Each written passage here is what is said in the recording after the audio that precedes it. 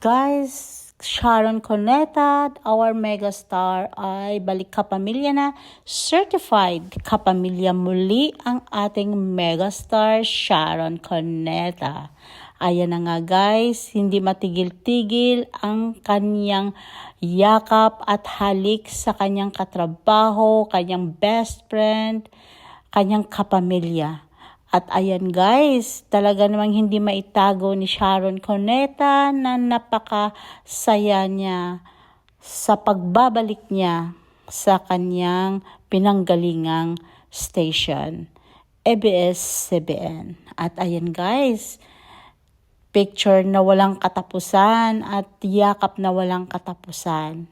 At napaka-sweet. Dito ako humahanga kaya Sharon Cuneta sa kanyang ugali talaga. Napaka-sweet talaga ni Sharon. At yung anak din niyang si Casey Concepcion, napaka-sweet din talaga.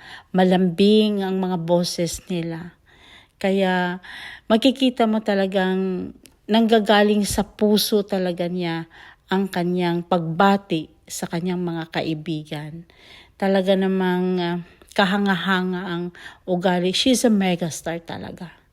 Well, no doubt talaga na kung bakit tinawag siya na megastar dahil nga sa ugali niya at ang pagkasya. Dahil magaling naman talaga siya. Magaling singer, magaling artista, drama, lahat na ginawa na ni Sharon. Kaya you are my idol. Talaga, mula noon hanggang ngayon, you are the best for me. You are my megastar. Kaya, love na love kita.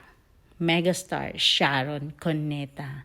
Ayan nga, nagkakatuwaan silang lahat. Talaga namang, ang sentro nila ay si Sharon Cuneta.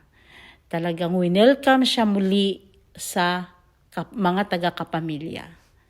Dahil yan naman talagang station na pinanggagalingan niya. At huwag niyong kalimutan guys, Saving Grace, ang ganda talaga na teleserye na ito.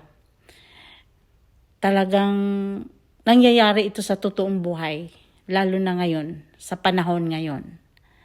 Kaya dito na tayo, Saving Grace.